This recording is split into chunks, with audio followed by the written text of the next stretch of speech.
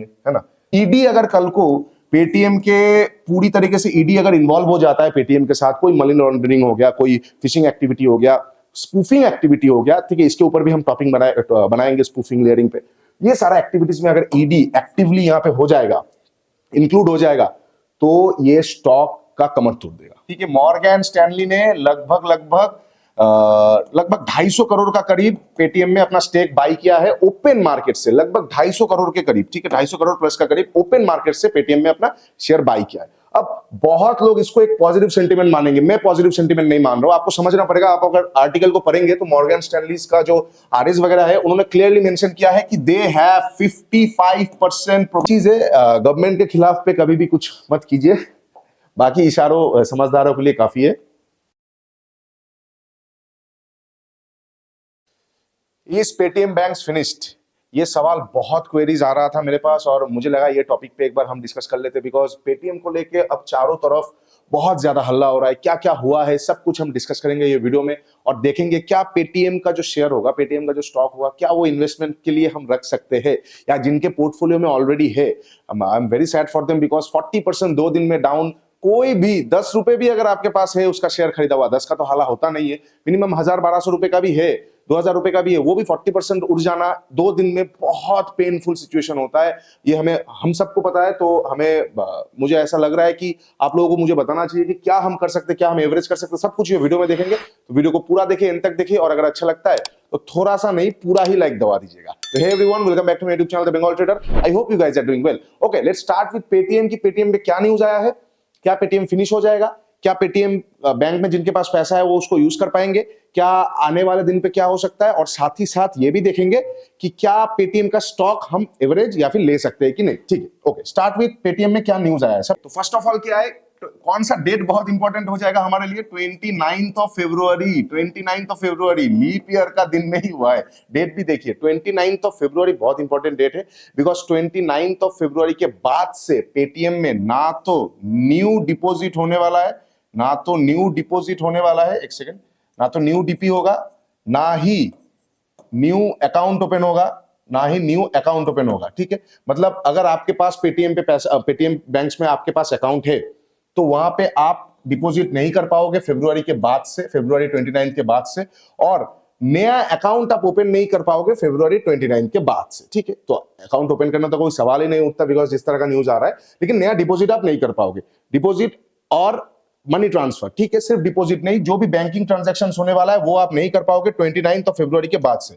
मतलब अगर आप किसी को पैसा भेजना चाहते हो आपके पेटीएम बैंक से, आप उसको भेज नहीं पाओगे। अगर आप कोई भी ट्रांजैक्शन करना चाहते हो आप वो कर नहीं पाओगे। अब ट्रांजैक्शंस में कुछ कुछ लिमिटेशंस आते हैं, कुछ कुछ लिमिटेशंस नहीं आते। ठीक है, अब कौन सा आप ट्रांजैक्शन नहीं कर पाओगे, जैसे फास्टैग हो गया। फास्टैग क्या होता है, फास्टैग हम सबको पता है, फास्टैग क्या होता है, जो गाड़ी में लगाए जाते हैं पोल के लिए, फास्टैग। अब पेटीएम में ना फास्टैग का 8 मिलियन प्लस यूजर से, 8 मिलियन, आप समझ पा रहे हो, 80 लाख से भी ज्यादा यूजर्स को ये प्रॉब्लम होने वाला है। पेटीएम के पास आपके ऑफिशियल वेबसाइट पे आप जाओगे तो आपको वहां पे दिखेगा 100 बिलियन से भी ज्यादा यूजर्स पेटीएम के साथ जुक्त हुए हैं, कनेक्टेड है। तो 100 मिलियन यूजर्स को वो डायरेक्टली इफेक्ट करने वाला है। ठीक है, साथ ही साथ 8 मिलियन यूजर्स का फास्टैग है, 8 मिलियन यूजर्स का फास्टैग है, तो वो लोग फास्टैग को यूज नहीं कर पाएंगे। तो जितना भी चीजें विड्रॉ वगैरह करना है, जो भी करना है, 29 फरवरी से पहले कर लीजिए, क्योंकि 29 फरवरी के बाद से आप कुछ कुछ चीजों का ही यूज कर पाएंगे, बहुत लिमिटेशंस आ जाएगा। ठीक है, ये सारा चीजें आप यूज नहीं कर पाओगे। अब क्या क्या हम देख लेते हैं एक बार, क्या क्या हम यूज कर पाएंगे। जैसे क्या हम यूज कर पाएंगे, जैसे कोई बिल पेमेंट हो गया, ठीक है, कोई बिल पेमेंट हो गया, कोई बिल पेमेंट हो गया, कोई ईएमआई पेमेंट हो गया, ठीक है, कोई ईएमआई का पेमेंट हो गया, कोई हमें लोन रीपेमेंट करना है, लोन पेमेंट करना है, कोई हमें इलेक्ट्रिसिटी बिल पेमेंट करना है, कुछ भी जैसे पेमेंट वगैरह, ये सब हम कर पाएंगे, क्योंकि आपके अगर पेटीएम बैंक पे आपके पास पैसा रहेगा तो आप उस पैसे से ये सब कर पाएंगे। साथ ही साथ आप थर्ड पार्टी प्रोडक्ट को यूज कर पाएंगे, थर्ड पार्टी बैंक्स को। मतलब ऐसा होता है ना कि हम जब पेमेंट करने जाते तो पेटीएम से हम किसी और बैंक का लिंक करके उससे हम पेमेंट करते, वो प्रोसेस में कोई प्रॉब्लम नहीं है। मतलब अगर आप पेटीएम का एप्लीकेशन ओपन करके किसी और बैंक से किसी को पेमेंट कर रहे हो, उसमें कोई प्रॉब्लम नहीं। बस आप पीपीबीएल, मतलब पेटीएम्स का जो बैंक है, पेटीएम्स पेमेंट बैंक लिमिटेड, उसको आप यूज नहीं कर पाओगे, बिकॉज उसके ऊपर आरबीआई ने बहुत सारा लिमिटेशंस लगा दिया है। अब हम देखेंगे ये लिमिटेशंस क्यों लगाया है और क्या क्या लगाया है। देखिए, पेटीएम जो है ना, वो उस तरह का हो गया बैक बेंचर जैसा, मतलब नजर में रहा है, हमेशा नजर में रहा है। 2018 में पहली बार इसमें स्क्रूटिनी आया, 2018 में पहली बार आया, 2020 में वार्निंग मिला, लास्ट ईयर भी वार्निंग मिला, बहुत सारा चीजें हुआ है बिकॉज पेटीएम बैंक एक फुल प्लेज बैंक नहीं है।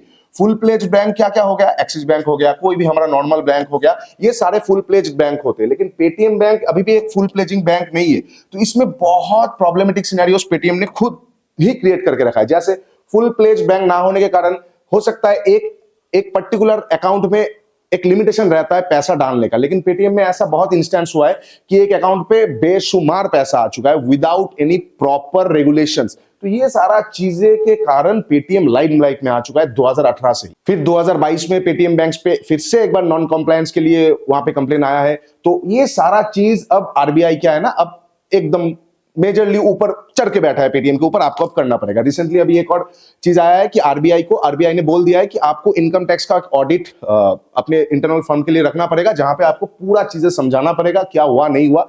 तो पूरा वो बैक हिस्ट्री चेक करेंगे 2018-20 जितना भी कॉम्प्लायंसेस एक्ट उनके ऊपर लगा है, जितना भी प्रॉब्लमेटिक सिनेरियो पे वो लोग आए हैं, सब कुछ का क्लैरिफिकेशन अब ये इनकम टैक्स ऑडिट रिपोर्ट से आएगा, जो कि शायद अभी तक कोई ऑफिशियल कमेंट नहीं आया, कब आए, लेकिन ये लगने वाला है। ठीक है, एक और मेजर कारण है कि पेटीएम का जो शेयर होल्डर्स है उसमें मतलब पूरी तरीके से वो क्लियर नहीं है कि who are the owners of the company. जैसे अलीबाबा हो गया, अलीबाबा एक चाइनीज कंपनी है, अब शेयर होल्डर्स चाइनीज, ये बहुत पॉलिटिकल हो गया, बहुत प्रॉब्लमेटिक सिनेरियो फेस करेंगे ही हमारे सिक्योरिटी थ्रेट्स की वजह से। तो ये हमेशा बैक बेंचर्स की तरह रहा है कि हमेशा न्यूज में रहा है, हमेशा। ठीक है, तो शेयर होल्डर्स अभी भी क्लियर नहीं है पेटीएम का। लास्ट ईयर भी पेटीएम पे लगभग 5.5 करोड़ का फाइन लगा। तो बहुत ये प्रॉब्लम सिनेरियोस पेटीएम ने खुद के पैर में कुल्हाड़ी मार के क्रिएट करके रखा है। अब हम देखेंगे इसका फ्यूचर क्या हो सकता है, इसमें हमें ट्रेड करना चाहिए क्या नहीं। जिनके पास ऑलरेडी पेटीएम का शेयर खरीदा हुआ है वो लोग कैसे क्या कर सकते हैं, सब कुछ अब हम देखने वाले हैं। और एक चीज रिसेंटली न्यूज आया है कि मॉर्गन स्टैनली जो इन्वेस्टमेंट बैंकिंग है, ठीक है, मॉर्गन स्टैनली ने लगभग 250 करोड़ का करीब पेटीएम में अपना स्टेक बाई किया है ओपन मार्केट से, लगभग 250 करोड़ के करीब। ठीक है, 250 करोड़ प्लस का करीब ओपन मार्केट से पेटीएम में अपना शेयर बाई किया है। अब बहुत लोग इसको एक पॉजिटिव सेंटीमेंट मानेंगे, मैं पॉजिटिव सेंटीमेंट नहीं मान रहा हूं। आपको समझना पड़ेगा, आप अगर आर्टिकल को पढ़ेंगे तो मॉर्गन स्टैनली का जो आरएस वगैरह है उन्होंने क्लियरली मेंशन किया है कि they have 55% probability of Paytm being bullish और 45% और 45% probability of Paytm being bearish, 45% probability of Paytm being bearish. ठीक है, तो मतलब उनका ऐसा मानना है कि 55% चांसेस है पेटीएम का अप जाने का जो प्राइस पे उन्होंने बाई किया है, और 45% चांसेस है पेटीएम का डाउन जाने का जो प्राइस से उन्होंने बाई किया है। तो आपको ये चीज समझना पड़ेगा, कोई भी इन्वेस्टमेंट बैंकिंग हो, बड़ा बैंकिंग हो, कुछ भी हो, अगर अपना स्टेक बढ़ा रहा है इसका मतलब ये नहीं कि वो लोग बुलिश हो रहे हैं, नहीं। प्रोबेबिलिटी देखिए, 50-50 की जगह पे उन्होंने 55 और 45 बोला है। तो अगर आपको लग रहा है कि इसके बेसिस पे आप बाई कर लेंगे तो उतना ही बाई कीजिए सेम प्रोबेबिलिटी पे, कि 4.5 बार आप गलत हो सकते हैं, 5.5 बार आप सही हो सकते हैं। तो रिस्क रिवार्ड को मेंटेन करके आपको बाई करना पड़ेगा। ऐसा नहीं कि आप ऑल इन चले जाएंगे just because some investment bankers और किसी ने अपना स्टेक बढ़ाया है। क्योंकि कुछ ही दिन पहले पेटीएम का टारगेट लोग दे रहे थे कितना, 1050। कुछ ही दिन पहले पेटीएम का टारगेट दे रहे थे लोग 1050, बड़े बड़े इन्वेस्टमेंट बैंकर्स आरएस। अभी कितना टारगेट आ गया है, अभी आ गया है 550, मतलब और डाउन साइड से अब टारगेट आधा हो चुका है। तो यही चीज है, कोई भी इन्वेस्टमेंट एडवाइस अगर आपको कोई दे रहा है, ठीक है, कोई बात नहीं, उनका सुनिए, लेकिन करिए अपने मन का ही, प्रॉपर रिसर्च कर लीजिए, पढ़ लीजिए क्या बोल रहा है। उनका भी पैसा लगाया हुआ है। When your money is in the game ना, your skin is in the game, तो आपको वहां पे सावधानी से, मतलब बहुत फर्क है, आपका पैसा चला जाएगा ना, कोई मॉर्गन स्टैनली हो, किसी को फर्क नहीं पड़ने वाला है, सब आपको भूल जाएंगे, आपको कोई देखने भी नहीं वाला है। तो आपका पैसा है, आपका डिसीजन होगा, सावधानी से कीजिए, नो योर कंपनी। उसके बाद तो चलिए कंपनी के बारे में देखते हैं अभी स्टॉक में। ओके, तो ये पेटीएम का चार्ट हमने लगा के रखा है, यहाँ पे आप देख सकते हैं पेटीएम का चार्ट है, और ये वीकली टाइम फ्रेम का चार्ट है। ठीक है, वीकली टाइम फ्रेम का चार्ट है, क्योंकि वीकली टाइम फ्रेम में करेंगे तो थोड़ा सा ब्रॉडर एनालिसिस से हम स्टार्ट कर पाएंगे वीकली टाइम फ्रेम में क्या हो रहा है। पेटीएम का जब आईपीओ लॉन्च हुआ, वहां से पेटीएम में एक शार्प डिक्लाइन हमें देखने को मिला। उसके बाद कंसोलिडेशन फेज में पेटीएम पूरे तरीके से चला गया था, थोड़ा अपना लॉसेस को काट के प्राइस संभालने की कोशिश कर ही रहा था कि बड़ा न्यूज़ के कारण बड़ा वीकनेस सेल ऑफ आ गया है। ठीक है, आईपीओ से जो बाई करके रखा है उसी आईपीओ के प्राइस पे ही पड़ा हुआ है। बहुत लोगों के पास ऐसा भी है, एवरेज करते शायद किसी का प्राइस ये पॉइंट पे आके रुका है। ठीक है, कौन सा हजार रुपए के आसपास आके रुका है, किसी का प्राइस हो सकता है ये पॉइंट पे आके रुका है। अब वो लोग क्या करेंगे जिनका पैसा फंसा हुआ है, अब सर्किट पे सर्किट लग रहा है, पेटीएम पे लोअर सर्किट लग रहा है, अब 40% अगर नीचे आ जाएगा और लोअर सर्किट लग जाएगा, आपको स्टॉक से निकलने का मौका ही नहीं मिलेगा। तो उस सिनेरियो पे हम क्या कर सकते हैं? देखिए, पेटीएम में सबसे पहला जो इनिशियल डिमांड एरिया एक छोटा सा हमें देखने को मिल रहा है, वो कौन सा है? और ये चीज, ये 460 जो दिखा रहा है, आज शनिवार है तो मॉक ट्रेडिंग सेशन है, ये ब्रोकर में ऐसे दिखा रहा है, एक्चुअली क्लोजिंग इसका था अराउंड 483 के आसपास, ठीक है। तो 483 के आसपास, ये प्राइस के आसपास इसका क्लोजिंग था। तो ये जो एरिया होने वाला है लगभग 350 से लेके 380 के बीच में, ये जो एरिया होने वाला है एक डिमांड जोन है, कहीं ना कहीं एक डिमांड जोन है ये वाला एरिया। तो ये एरिया से हमें एक बार देखने को मिल सकता है थोड़ा सा रिलीफ रैली। हम अभी भी ये प्लान नहीं कर सकते कि ये मार्केट को चीर के ऊपर चला जाएगा, बिल्कुल भी नहीं, बिकॉज इसमें अभी ये बहुत लाइमलाइट में आ चुका है। ईडी अगर कल को पेटीएम के पूरी तरीके से ईडी अगर इन्वॉल्व हो जाता है पेटीएम के साथ, कोई मनी लॉन्ड्रिंग हो गया, कोई फिशिंग एक्टिविटी हो गया, स्पूफिंग एक्टिविटी हो गया, ठीक है, इसके ऊपर भी हम टॉपिक बनाएंगे स्पूफिंग लेयरिंग पे। ये सारा एक्टिविटीज में अगर ईडी एक्टिवली यहां पे हो जाएगा, इंक्लूड हो जाएगा, तो ये स्टॉक का कमर तोड़ देगा, बहुत प्रॉब्लम हो जाएगा। बैलेंस शीट भी उतना खास नहीं है, थोड़ा बहुत संभाल रहा है, लेकिन कमर टूट जाएगा ये स्टॉक का अगर ईडी यहां पे आ गया है तो, ठीक है। तो वही चीज है, गवर्नमेंट के खिलाफ पे कभी भी कुछ मत कीजिए, बाकी इशारों समझदारों के लिए काफी है। कोशिश करके इतना हमें दिख रहा है कि 350 से लेके लगभग 380 एक लास्ट स्टॉपेज हो सकता है पेटीएम बैंक्स के लिए, क्योंकि यहां पे हमें ठीक ठाक कुछ नहीं दिख रहा है। एक रेंज जैसा बनाने की कोशिश कर रहा था, और यही रेंज का अगर हम एक थोड़ा सा लोअर प्रोजेक्शन लगाते, इसी रेंज का अगर हम एक थोड़ा सा लोअर प्रोजेक्शन लगाते, तो इसका डिक्लाइन जो निकल के आने वाला है 360 से लेके 380 और ये 300, जो ये वैल्यू बाइंग इन्वेस्टमेंट जो एरिया होने वाला है, ये एरिया होने वाला है। यहां से आप एक बार एवरेजिंग के बारे में सोच सकते हैं, इनकेस अगर आपका स्टॉक बहुत ऊपर में फंसा हुआ है, ठीक है। एवरेज अगर आपको करना भी है तो आप 320, 330, 340 ये सारे जोन को एक बार देख सकते हैं एवरेजिंग करने के लिए। लेकिन इसका मतलब ये नहीं कि आप कहीं से भी एवरेजिंग शुरू कर देंगे। अगर वो जगह पे जाके देखिए, एक स्टॉक को निकलने के लिए आपको एक चीज समझना पड़ेगा, consolidation is must for a stock to go up, ठीक है। कंसोलिडेट करना चाहिए वहां पे 350, 330 के आसपास जाके कंसोलिडेट करना चाहिए। हम ऐसा एक्सपेक्ट नहीं कर सकते इस तरह का न्यूज के बाद कि पेटीएम यहां पे आएगा और ऐसा हो जाएगा। No, that can't be possible unless and until कुछ ऐसा कुछ न्यूज आ गया। एनीवे तो हमें कंसोलिडेशन चाहिए। अगर 350, 320, 330 ये लेवल के आसपास आके मार्केट कंसोलिडेट करता है पेटीएम, कंसोलिडेशन कितना होना चाहिए? लगभग मिनिमम 1 मंथ। यहाँ पे आप देख रहे हैं ना, 1 महीने 2 महीने का कंसोलिडेशन हुआ, उसके बाद ही मार्केट में एक छलांग आया। 1 महीने 2 महीने का कंसोलिडेशन हुआ, उसके बाद ही मार्केट में एक छलांग आया। 1-2 महीने का पूरा तरीके से डिस्ट्रीब्यूशन फेज में गया और मार्केट गिर गया। तो कहीं ना कहीं हमें कंसोलिडेशन चाहिए 1 से 2 महीने का। तो 1 से 2 महीना अगर आपको दिख रहा है कि पेटीएम 300 से लेके 350, 360, 320, 330, 370 इसी रेंज में रह रहा है 2 महीने से, 1.5 महीने से, तो हम एक्सपेक्ट कर सकते हैं चलो यहां से एक वैल्यू बाइंग आ सकता है, जो कि मार्केट को फिर से खींच के लेके जा सकता है 500 से लेके 550, जो आपको निकलने का मौका देगा पेटीएम से, ठीक है। लॉन्ग टर्म के लिए I am not liking this stock, because full pledge bank नहीं है, और इनका जो फिनटेक कंपनी है वो भी अभी भी रेगुलेटेड नहीं है। तो बैंक रेगुलेटेड है, बहुत प्रॉब्लम हो जाता है इन तरह का सिचुएशन पे, ठीक है। तो कहीं ना कहीं आप निकलने के लिए एग्जिट को उस तरह से प्लान कर सकते हैं। अच्छा, जिनके पास पेटीएम का कोई शेयर नहीं है, क्या आपको लेना चाहिए? Absolutely not. फिर भी 350, 330 के आसपास अगर जाके वही 2-3 महीने रुकता है तो आप छोटा क्वांटिटी ट्राई कर सकते हो, बट इन्वेस्टमेंट पर्पस के लिए I am not recommending. Anyway, I am not anyone to recommend you guys, I am not a registered SEBI research analyst, I am just a certified research analyst. But मैं मेरे हिसाब से बोल रहा हूं, क्या हमें देखना चाहिए? मैं तो नहीं देखता यार, इनमें बहुत स्टॉक्स है, हजारों कंपनियां है, इनमें मैं नहीं देखता, ठीक है। तो वही बात है, जिनके पास है स्टॉक आप लोग देखिए, आप लोग देख सकते हैं। मेरे पास अगर ऊपर का प्राइस का होता तो मैं 330 से लेके 350 में अगर 1.5 से 2 महीना पेटीएम रहता तो मैं वहां पे एक बार एवरेजिंग के बारे में सोचता। थोड़ा सा हम पेटीएम का बैलेंस शीट देख लेते, क्या पेटीएम के बैलेंस शीट में उतना दम है? सबसे पहला चीज, पेटीएम का बैलेंस शीट में एक चीज तो बहुत अच्छा है, पता है वो क्या है? वो है मार्केट कैपिटलाइजेशन। क्यों? क्योंकि पेटीएम का यूजर्स बहुत है, 1 करोड़ तो पेटीएम का यूजर्स ये मार्केट पे भी है। अभी भी तो डिजिटलाइजेशन ठीक ठाक हुआ भी नहीं, कंप्लीट भी नहीं हुआ है, अभी भी पेटीएम का मार्केट कैप इतना हो चुका है। ई कॉमर्स वेबसाइट पेटीएम बहुत बड़ा वेबसाइट है, ठीक है। कभी कभी हम बोलते हैं टू बिग टू फेल, लेकिन वो भी फेल हो जाता है, वो अलग बात है। तो पेटीएम का जो मार्केट कैप है वो बहुत बड़ा है, ठीक है। बुक वैल्यू चल रहा है 196। इसका क्या हमें मतलब पता लग रहा है कि अगर वैल्यू इन्वेस्टिंग करना है तो 200 रुपए के आसपास पेटीएम आए तो उठा लो, 200 रुपए के आसपास पेटीएम आए तो उठा लो। क्यों?